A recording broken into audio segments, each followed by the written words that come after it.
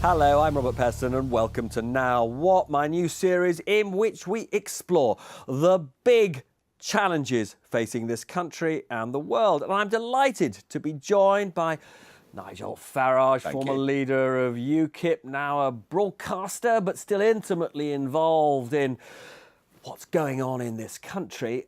I'd like to actually start with the biggest thing you're associated with, which is Brexit. I was with you at on that famous night for a little bit. I was sort of travelling around London, seeing the various campaigns, reporting on them on the night of June 23rd, 24th, 2016, when the votes were being counted. There was your huge, boisterous party at the top of Millbank Tower, or a tower in Millbank, on the river. It felt, I think, to you like the biggest moment of your life. You won the vote that you've been campaigning for literally all your political life. But Brexit, it's not really going all that well, is it? Terrible. Terrible, shocking. It's appalling. I mean, now what? I mean, it's very aptly named for Brexit, isn't it? I mean, look, it was a huge shock to the body politic, Brexit. And of course, it's met with resistance. But the real problem here is a complete lack of leadership, because the way I view it, Brexit was an instruction from the people to our government to turn around the ship of state by 180 degrees and to start sailing in a different direction. And to do that, with all the criticism you're going to face, with all the vested interests that will lobby against it, you need somebody at the top, a leader, who actually believes in what they're doing. And the fundamental problem is we've got this Prime Minister, who I think is probably the least sincere, weakest Prime Minister I've seen in my lifetime, doing a job she clearly does not, in her heart and soul, believe in. But do you yourself, though, feel any personal responsibility? I mean, one of the criticisms made of the people campaigning to leave is you didn't exactly endow a government with a blueprint for how to do it. Shouldn't you have been a bit more... I've said from the start, right. I've said from the start that I would love to help in any way with the Brexit process. I mean, the snobby Tory party won't even talk to me. I mean, you know, they are so close-minded about me. I mean, this is incredible. You know, when I went to meet Trump, just 3 days after he'd won the election, he was about to become president. Just 3 days after that, I sat down with Trump for an hour, spoke to him. I wasn't even asked for a debrief by the Foreign Office or the government. They want nothing to do with me. So I thought for the week after the referendum, if I could play a constructive role in any way in the Brexit process, I'd love to have done it. But did you think, I mean, obviously you concentrated an enormous amount on the campaign. But did you think at all in the years and months, you know, leading up to the actual vote about the detail of how we get Oh, I thought about a strategy for how we should pursue Brexit, of course. So what have they done wrong? And I wrote about... Well, look, there are two Europes. One is the Europe of Brussels, the one of, you know, the unelected old men, the Barniers, the Junckers. That's one Europe. The other Europe are the member states. And what we should have done from day one is we should have had delegations going out to all of the European countries. We should have been in Munich, visiting BMW factories. We should have been in Champagne, visiting all the sparkling winemakers. We should have been out there pushing our message that Brexit is not about us pulling up the drawbridge. It's not about us not wishing to be friends. It's not about us not wanting to trade. And getting them to put more pressure on their MEPs, on their prime ministers, on their presidents, and directly onto the European Commission. We should have stolen the initiative on this. We should have made the argument that actually continuing with a free trade deal was very much in the interests of Europe. We did none of that. Should we have triggered Article 50 when we did? Well, it took 9 months to trigger Article 50. Now, of course, Cameron told us he'd trigger Article 50 the very next day. But of course, we learned... What would you have done? Well, I think the biggest shock of the lot was to find out that there had been absolutely no contingency plan made within government circles for a Brexit vote, and therefore it couldn't be triggered the next day. Clearly, it would take a few months for some plan to emerge. But ever since that moment, all we've seen is a continual kicking of the can down the road. And we're now at a point where the very best outcome from a Leaver's perspective is that we leave the treaties at 11 p.m. on March the 29th next year, but stay so wrapped up in everything through transition that it will be at least 6 or 7 years before we can reap any of the benefits of Brexit. So I just want to explore what you mean by 6 or 7 years. Does that mean you don't believe that transition will only last till, you know, the end of 2000? Oh, if she's still in power, transition will last for 10 years. You know, I mean, they're not prepared to face up to this, are they? I mean, it's as if through our career political class and through the civil service in particular, they're totally risk averse. It's as if everything as it is now should stay as it is. You know, change is bad. Well, you know, I come from the world of business. I view change as opportunity. I view change as being quite exciting, but no one does. So I'm worried. But lots of business are putting pressure on Well, of course they are. Of course they are. Take it gently, not Of to do it. Of course they are. Look, capitalism went out of the window years ago. We now live in an age of global corporatism. We live in an age where a handful of big companies virtually own the political class and within the European Union, the lawmaking process.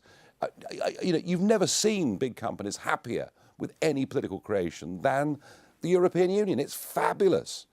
You know, they write the rules for their own industry. They're able to stop small and medium-sized competitors coming in and competing. So of course they're going to fight their corner. Of course they're going to argue for their interests. That's where it takes a Prime Minister of conviction and strength to say, look, this is happening. Adapt, adjust. It's very interesting. But I just want to sort of, though, explore some of this. Before the Brexit vote, we were the fastest growing economy in Europe. We were one of the more successful developed economies. Since that vote, we've been bumping along at 1.5%, 1% growth at the moment. The rest of Europe is growing at twice that. America is growing at almost 4%. The world is growing at almost 4%.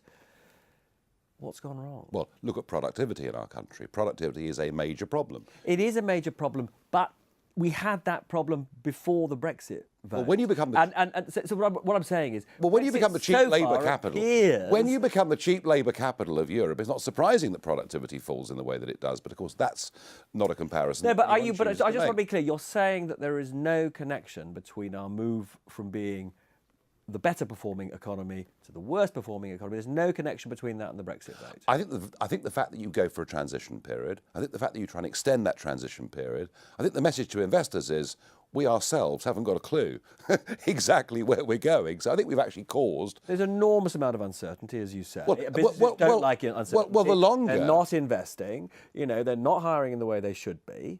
So... Well, hang on. 1,000 new jobs a day have been created every day in this country since the referendum result. So, but as you yourself, pointed out, a lot of them are cheap labour. A lot of them are cheap labour jobs. No. I mean, they are. But when I talk to entrepreneurs, they say very simply, just tell us what the deal is. We'll adapt and get on with it.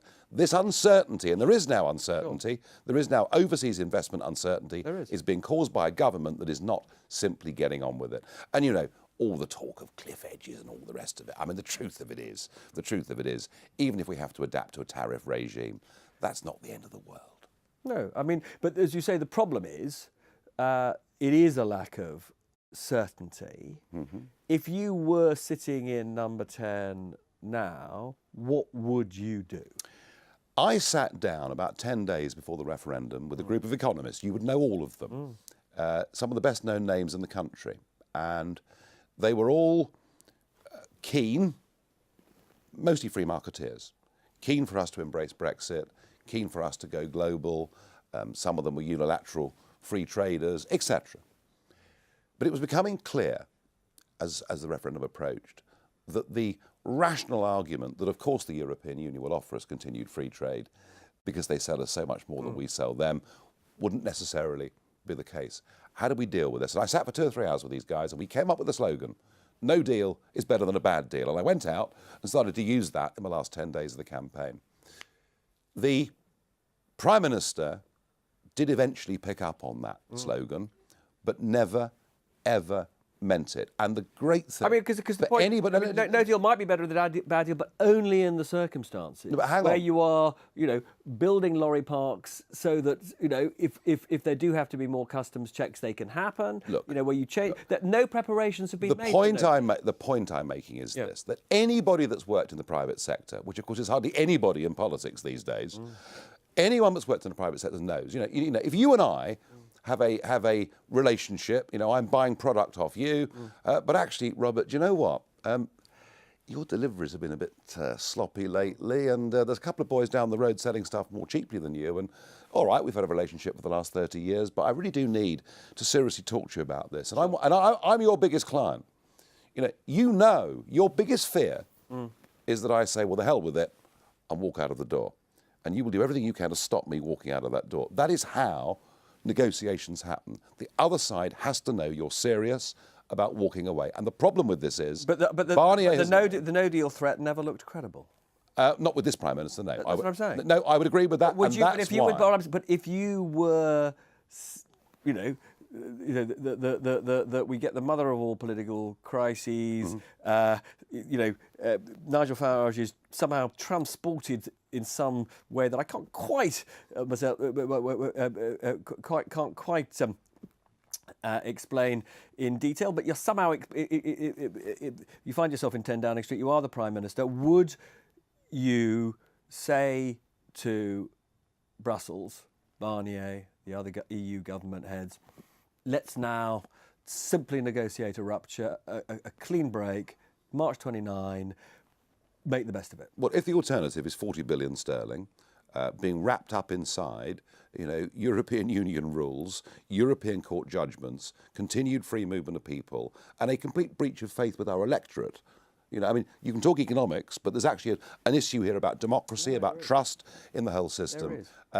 Given where we are now, I think to say, look, this really isn't working for us. There's a great big world out there. They were queuing up to talk to us. They've stopped coming recently, you'll notice, because we're not being taken seriously. I mean, the Americans now do not take us seriously, but what for example. do we do? I'm just trying to But if you go to Southampton... Because we're so close If you go to Southampton or Felixstowe right now, you will see vast containers on these new ocean-going vessels. Containers coming in from China, containers coming in from countries all over the world with whom we do not have membership of a customs union or a tariff-free trade. And do you know what? Those containers come off those ships, they're on lorries, they're headed towards London or Birmingham, or wherever it is, and they're off those boats within minutes. Why? Because there are things called trusted trader schemes. Why? Because actually, we random check very little, if truth be told, of what comes into this country. And given modern technology, even with a tariff regime, this is all very doable. It may be doable, it's just not doable by the end of March. I mean, there is literally nobody who believes this is doable by the end of March. So the question is, what do we do now? Failing without a change of leadership.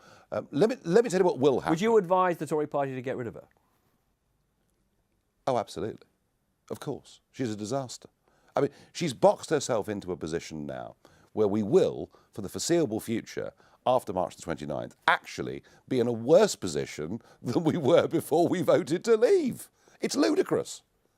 So I want to be clear what you're saying. You're saying that where we are in terms of this half in, half out is worse than being in the EU? Of course. But we're not able to take any of the obvious benefits that could have come from it. I mean... So why didn't... I'm going to go back to what I said to you before, OK? Why didn't you, the face of Brexit over years, why didn't you deliver a roadmap? Because they wouldn't use me, they wouldn't talk to me. Yeah, but why didn't you publicly talk about a roadmap during the campaign? Oh, because to do that during a campaign, as Alex Salmond learned in the Scottish referendum, deflects everybody away from what the main question is. The main question is, do you vote to stay or remain? Not, if we started to put forward what the alternative plans were, that it would have all got lost in the weeds. It wouldn't have worked. A referendum... But hang on, but it's given that it's gone, it has, in your view, gone pretty catastrophically badly, that there's a terrible haulix made of it. I just want you to go back and just... Look, if you had your time again, what would you do differently? Argued for an Australian-style point system on immigration. And do you know what they're doing? Nothing. Nothing. I mean, whatever I'd put forward, they wouldn't listen to me anyway.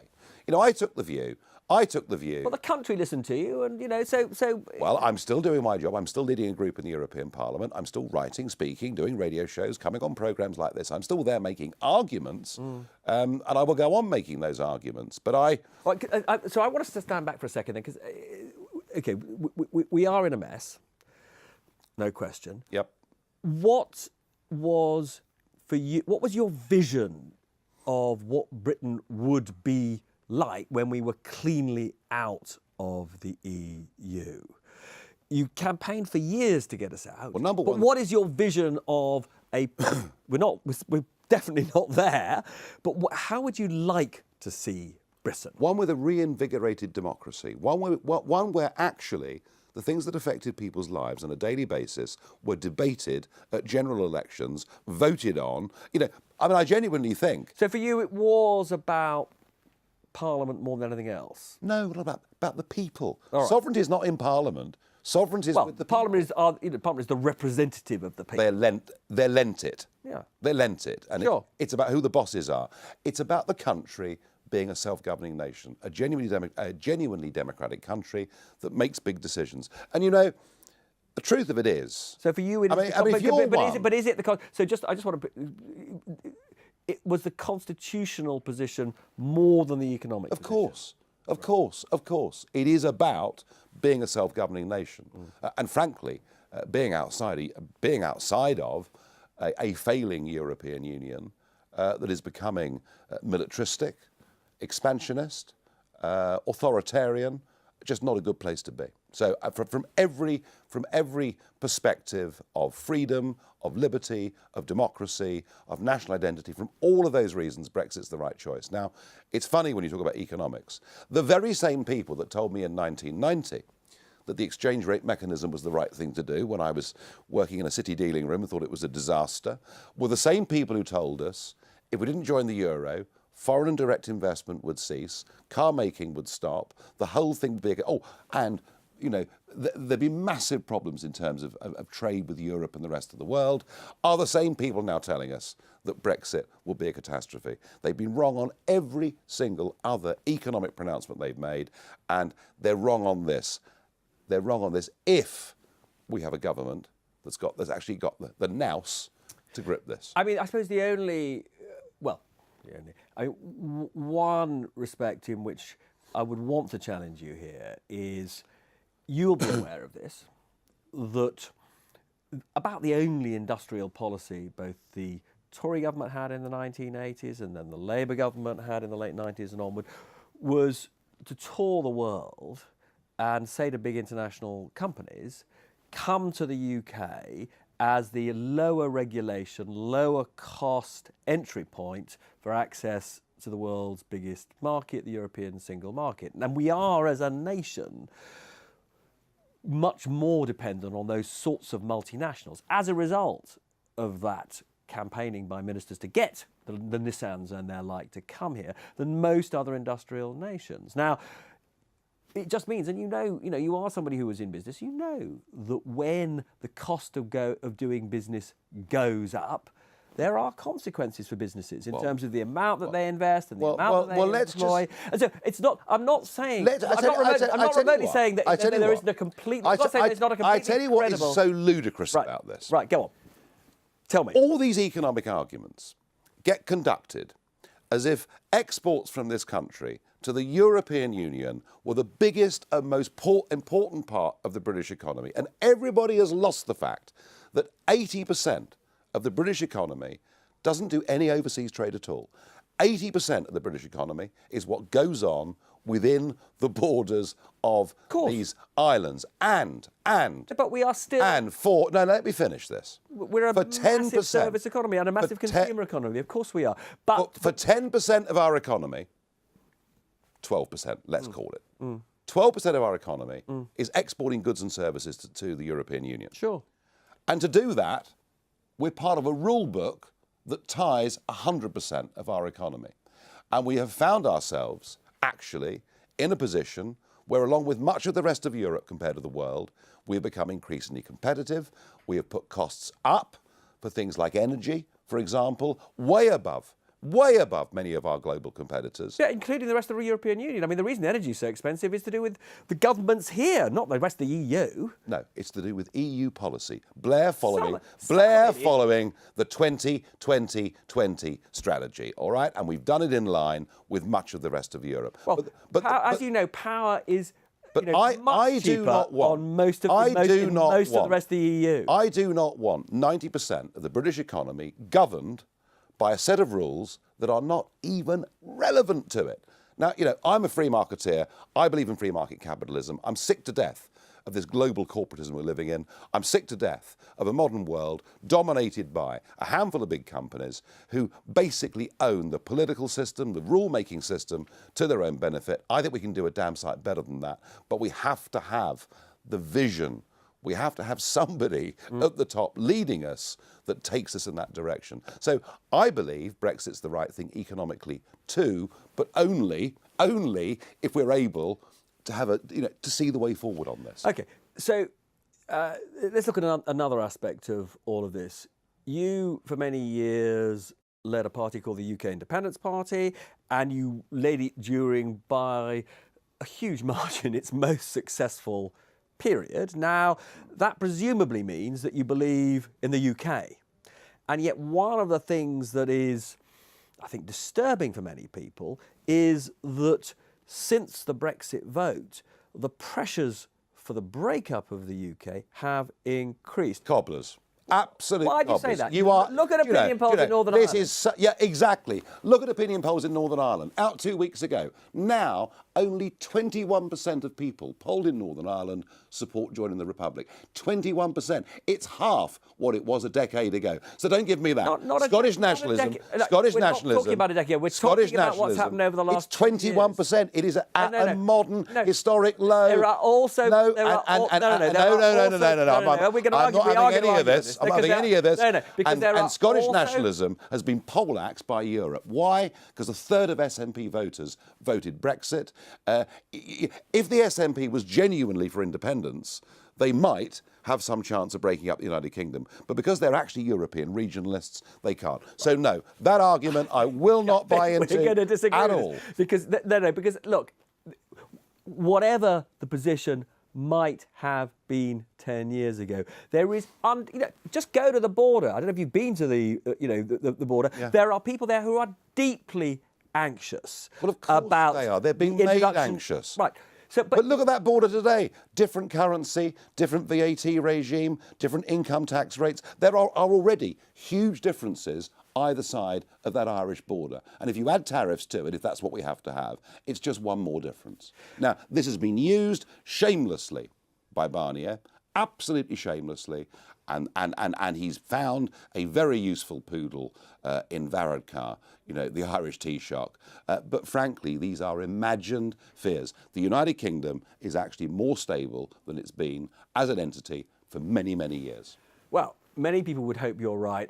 I'm not 100% confident that you are right. And I mean, it sounds to me as though you're a bit complacent about it. I mean, we have, a government in Scotland that is committed to having another referendum.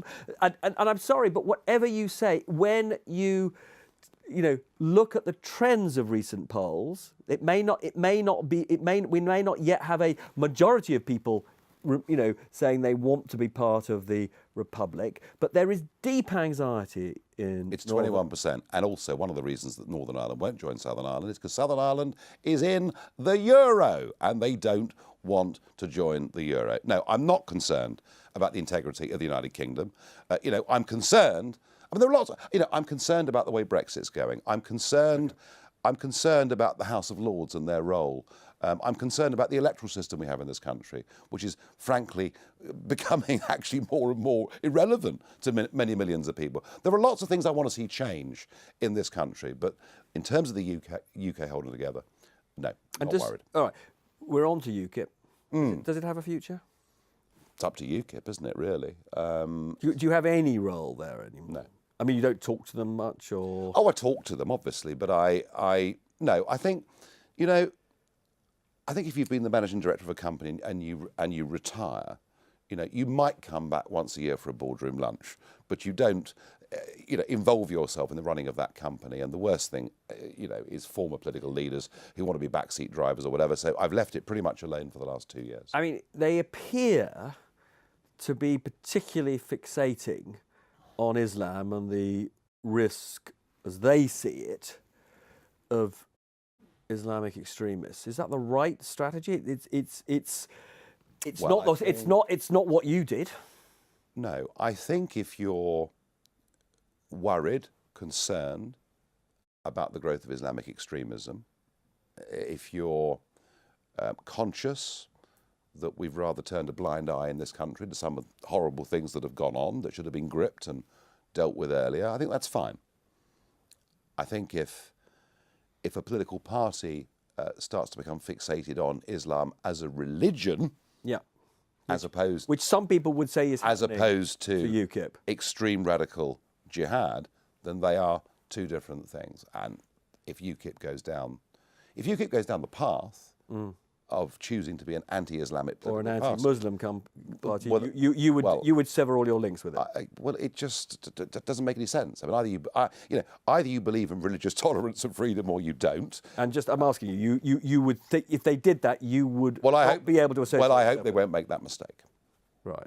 Okay, but I'm just sorry to press you on it. But if they were to be seen as that, you could not be associated. Let's hope. I very much hope that common sense prevails. It's really interesting. What I did as leader of UKIP was I took on a couple of areas that were not allowed for debate in polite society. I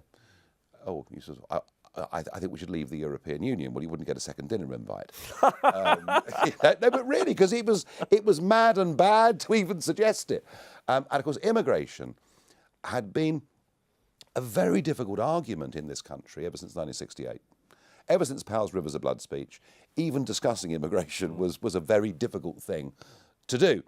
And what I tried to do with UKIP, and tried my damnedest to do with UKIP, was to make sure that we did not have extremists within the organisation. I banned anybody who'd ever been a BNP member from even joining the party. I tried to make sure that we could make the arguments, but without being tainted with the extremes. And I would advise UKIP, do not become a party that campaigns on religion, and do not become a party that gives a backdoor in to some very extreme elements. It just won't work.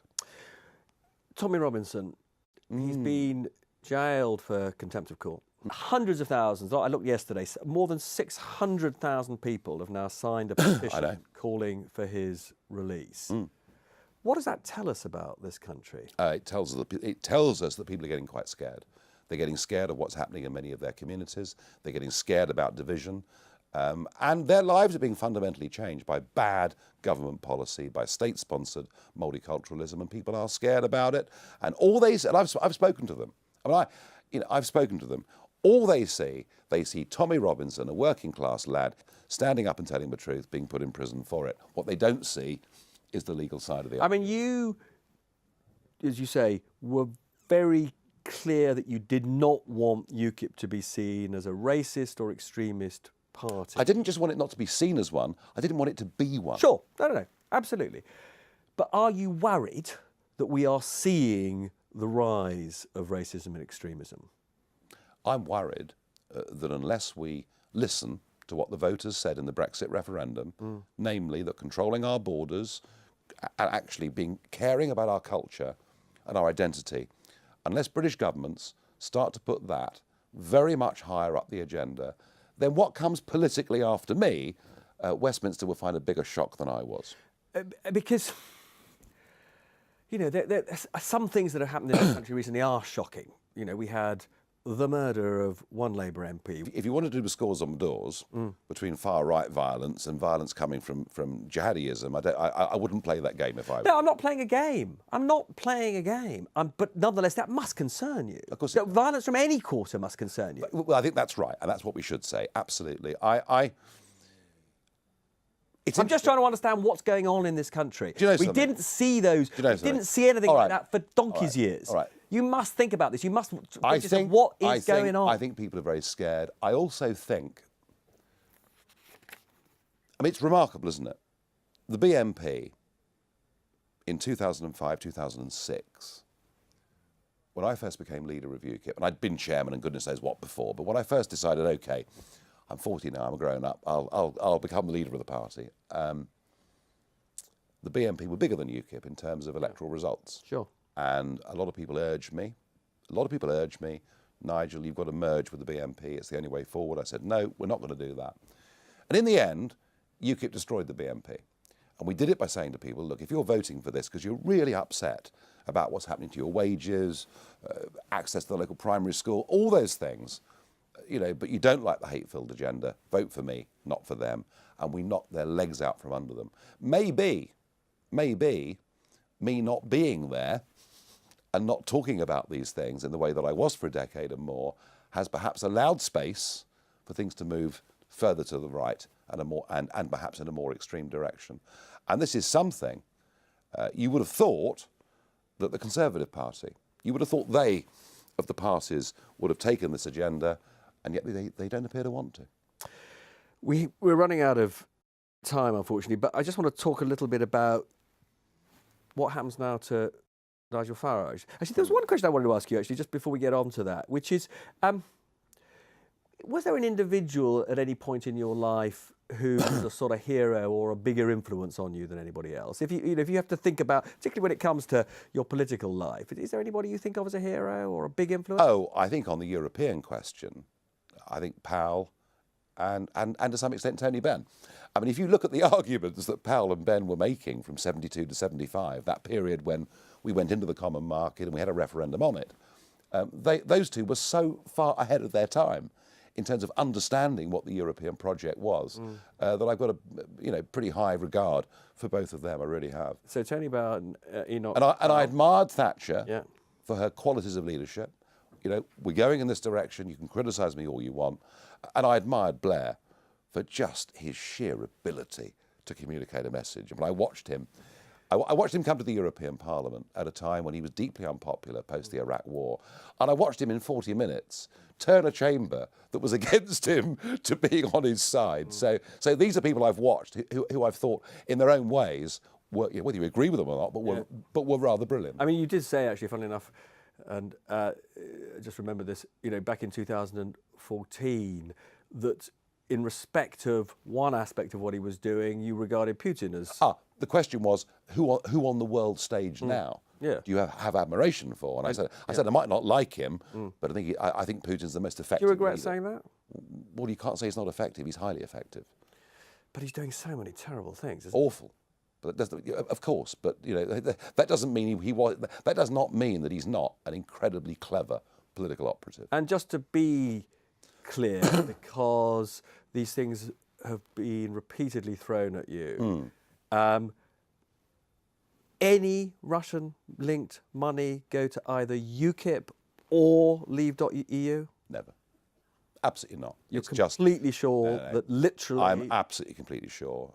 And I have to say, I think this is just a desperate attempt by the establishment, Remainer lobby, just continually throw lies.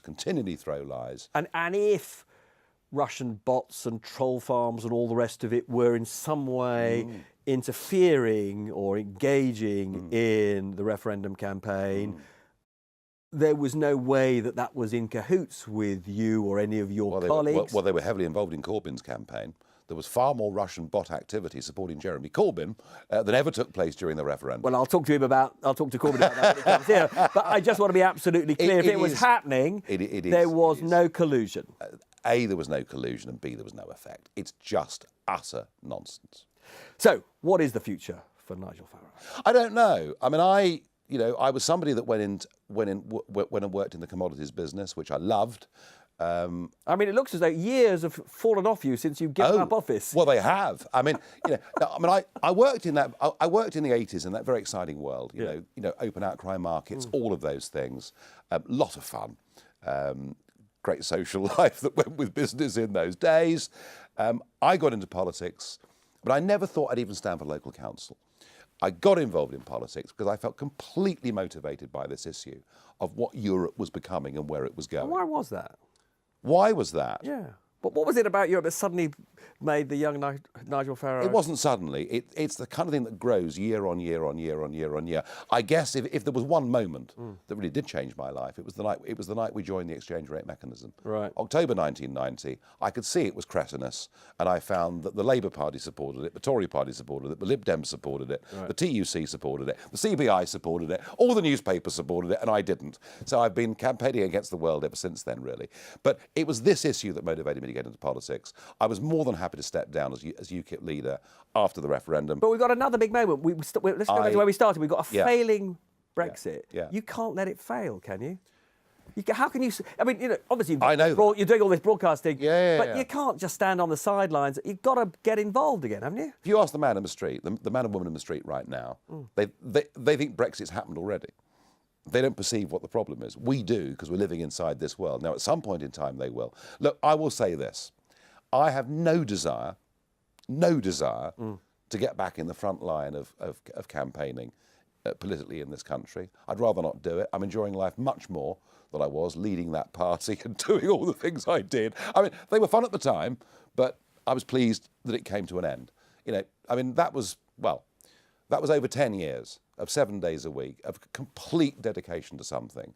I mean, I did it at a fanatical level. I did the best I could. I didn't do badly. I don't want that life again. But if we reach a situation... But what if your legacy is a Horlicks of a Brexit? If we leave, if on March the 29th next year we leave the treaties, even if it is a bad deal, even if we're in a rotten place, we will historically have left the treaties. We will become a sovereign country with the chance to sort things out. If I see through the House of Commons or whatever it is, Article 50 being delayed or being stopped, I will then have no choice but to throw myself back into the front line of political campaigning. I hope it doesn't happen, but it may. Well, we're all on tenterhooks. Very nice to see you. Thank you. All the best.